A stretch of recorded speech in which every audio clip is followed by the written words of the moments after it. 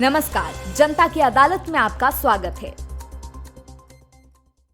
10 साल में medical college नहीं बना, लेकिन 1 साल में खुद का अस्पताल हो गया तैयार। जिस मेडिकल कॉलेज की भूमि नहीं, उसका पूजन करके झूठी वाहवाही लूट रहे हैं नेता। उज्जैन दक्षिण विधानसभा से कांग्रेस पार्टी से टिकट की मांग कर रहे कैलाश सोनी ने उज्जैन के भाजपाइयों व जनप्रतिनिधियों पर खुलकर आरोप लगाए हैं। उन्होंने कहा कि शिप्रा शुद्धिकरण के नाम पर जनता के साथ छलावा किया गया, करोड़ों रुपए डकार लिए गए और शिप्रा की स्थिति आज भी जस की तस है। 10 साल में मेडिकल कॉलेज नहीं बना पाए, लेकिन साल भर में खुद का अस्पताल तैयार कर लिया। जनता की अदालत को दिए खास इंटरव्यू में लीडर कैलाश सोनी ने बताया कि उज्जैन दक्षिण विधानसभा से वे दावेदार। कांग्रेस नेता कैलाश सोनी लीडर के नाम से जाने जाते हैं। पूर्व मुख्यमंत्री अर्जुन सिंह से लेकर अजय सिंह और राजीव गांधी से लेकर राहुल गांधी तक से उनका जीवन संपर्क रहा है और भारत छोड़ो यात्रा में भी उन्होंने तन मन धन से भाग लिया। पूरे प्रदेश से लेकर भारत भर में स्वर्गीय राजीव गांधी की प्रतिमाएं वितरित करते हैं। उज्जैन कांग्रेस कार्यालय में भी उन्होंने स्वर्गीय राजीव गांधी की प्रतिमा स्थापित कराई और उनका दावा है कि यदि कांग्रेस पार्टी उन्हें उज्जैन दक्षिण विधानसभा से टिकट देती है, तभी भारी बहुमत से जीतेंगे और जनता की सेवा करेंगे। मध्य प्रदेश में चुनाव की बयार प्रारंभ हो गई है। उज्जैन में भाजपा ने जहां लगभग कई सारे टिकट वितरित कर दिए हैं, दक्षिण में भी भाजपा ने टिकट दिया है। ऐसे में कांग्रेस अभी पहली सूची जारी नहीं कर पाई है। हमारे साथ उज्जैन दक्षिण विधानसभा क्षेत्र से कैलाश सोनी लीडर के नाम से जाने जाते हैं, वे भी दावेदार हैं। उनसे हम जानेंगे कि यदि कांग्रेस उन्हें टिकट देती है तो उनकी क्या प्राथमिकता रहेगी। कैलाश सोनी के बारे में बताना चाहूंगा कि पूर्व मुख्यमंत्री अर्जुन सिंह और उनके पुत्र अजय सिंह के वे नजदीकी हैं और प्रधानमंत्री रहे राजीव गांधी की प्रतिमाएं लगाकर वे सुर्खियों में आए हैं। भारत जोड़ो यात्रा के दौरान भी उन्होंने राहुल गांधी को राजीव गांधी की प्रतिमा भेंट की थी और कई मौकों पर उन्होंने राजीव गांधी की प्रतिमा लगाए जाने के लिए कांग्रेसियों को प्रेरित किया है। कांग्रेस संगठन को एकजुट करने के लिए कैलाश सोनी की महती भूमिका रही है। हम उनसे जानेंगे कि यदि उज्जैन दक्षिण विधानसभा से उन्हें टिकट मिलता है तो क्या उनकी प्राथमिकता रहेगी, और हम उनसे यह भी जानेंगे कि भाजपा के 10 साल में जो विधायक रहे हैं उन्होंने क्या क्या सौगातें जो दी जा सकती थी वो नहीं दी है। साथ ही हम उनसे मोक्षदायिनी मां शिप्रा, फ्रीगेंस ब्रिज और तमाम सौगातों के संबंध में भी बात करेंगे। सोनी जी, जनता की अदालत में आपका स्वागत है। आप बताइए कि यदि आपको टिकट दिया जाता है विधानसभा दक्षिण से तो क्या प्राथमिकता आपकी रहेगी? मैं ऐसा मानता हूं कि पिछले लगभग 20 वर्षों में जो उज्जैन का विकास होना चाहिए, असल रूप से वो नहीं हो पाया है। ये बात अलग है कि कुछ केंद्र की योजनाओं के साथ जो विधायक रहे हैं उन्होंने कुछ कार्य करने का प्रयास किया है, लेकिन उज्जैन की जनता की मूलभूत सुविधा के ऊपर किसी का भी ध्यान नहीं गया है। वो कहीं ना कहीं अपने वाहवाही में लगे रहे या अपनी जो भी उनकी कमीशन-खोरी का कार्य रहा वो उन लोगों ने किया, लेकिन आम नागरिक की सुविधा के लिए कोई भी कार्य मैं नहीं समझता हूँ किसी जनप्रतिनिधि ने पिछले 20-25 सालों में किया उज्जैन में। मेडिकल कॉलेज का भूमि पूजन भी कर दिया गया है। आप मुझे एक बात बताएं कि जिस मेडिकल कॉलेज का भूमि पूजन कर दिया गया और वो भी ई भूमि पूजन, जिसकी भूमि तो है ही नहीं, भूमि के कहीं पते नहीं है, भूमि की बातें करते करते कभी बक्सी रोड पे कर रहे हैं, कभी इंदौर रोड पे कर रहे हैं, कोई भूमि नहीं मिली और जनता को भड़काने के लिए भूमि पूजन कर दिया गया।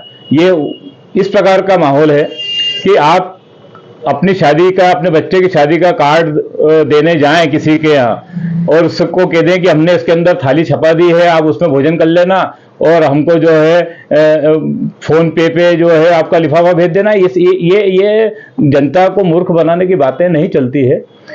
आप पिछले 10 सालों में भूमि तो ढूंढ नहीं पाए मेडिकल कॉलेज की, आपका अपना अस्पताल बनकर तैयार हो गया है, तो किस प्रकार से आप जनता को बरगलाना चाहते हैं ये जनता सब समझ रही है। ऐसा नहीं है, आखिर अति हो गई है। अब जनता सब समझने लगी है कि उनका हित कौन कर रहा है और अहित कौन कर रहा है।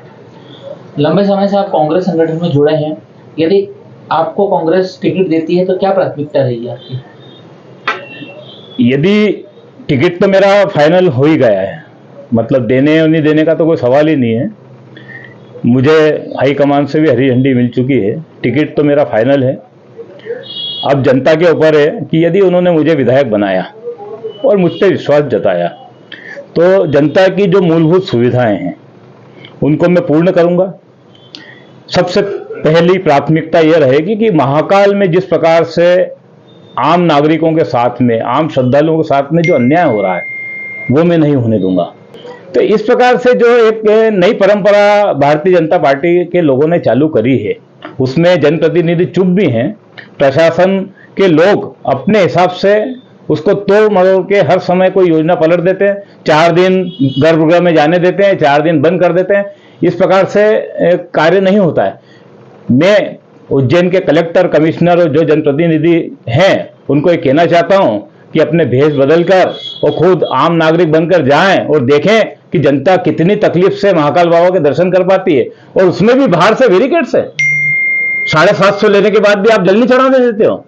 ये इस प्रकार का अन्यायपूर्ण कार्य नहीं होना चाहिए।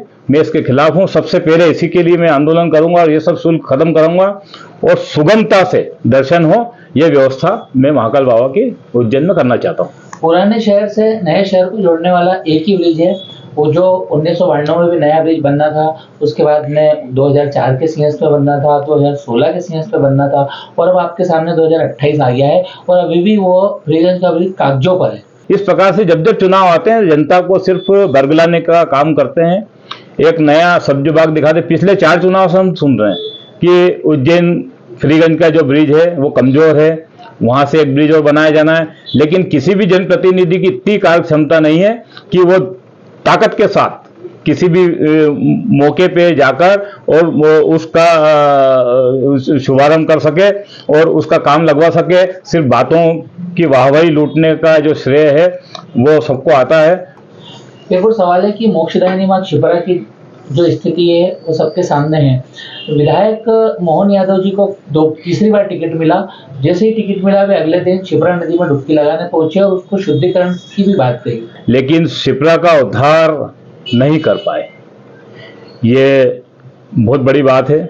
मोहन जी को पता नहीं याद है कि नहीं, मैंने उनसे कई बार मिलके उन्हें ये योजना बताई थी कि क्षिप्रा को प्रभावमान बनाने के लिए आपको अपने अंदर एक संकल्प लेना पड़ेगा। अधिकारियों के अनुसार यदि आप चले तो 100 साल भी क्षिप्रा शुद्धिकरण नहीं हो सकता है, क्योंकि जितने भी अधिकारी हैं वो ये चाहते हैं कि सीएस के समय हम करोड़ों रुपया इसमें लगा दें, उसमें से कमीशन खा जाएं और हर बार ये समस्या बनी रहे। पिछले 4 सीएस से, 80 के सीएस से मैं देखते चला आ रहा हूं कि इस प्रकार से ये क्षिप्रा के नाम पर सिर्फ पब्लिक को मूर्ख बनाया जा रहा है। मैंने मोहन जी को भी कहा, इसके पहले शिवनारायण जागीरदार भी रहे हैं विधायक और मंत्री, मेरी उनसे भी रूबरू बात हुई है। मैंने उनसे बताया था कि आप त्रिवेणी से लेके त्रिवेणी के 2 किलोमीटर आगे तक और इधर सिद्धनाथ पे 2 किलोमीटर आगे तक ये जो क्षिप्रा के दोनों तरफ के जो स्थान है, यहाँ इसको घाट को सलंग बना दिया जाए ताकि आदमी वहां से पांव चले तो सीधे त्रिवेणी से चले तो सीधे सिद्धनाथ तक पहुंच जाए और सिद्धनाथ से चले तो सीधे त्रिवेणी पहुंच जाए। तो ये थे हमारे साथ कैलाश सोनी लीडर जो उज्जैन दक्षिण विधानसभा से दावेदार है। उनका ऐसा मानना है कि यदि उन्हें यहाँ से टिकट मिलता है तो उज्जैन की जो समस्या है, जो ज्वलंत मुद्दे हैं और जो जनता के हित में है वे सब कार्य करेंगे। तो मुझे चिंता क्या है उज्जैन।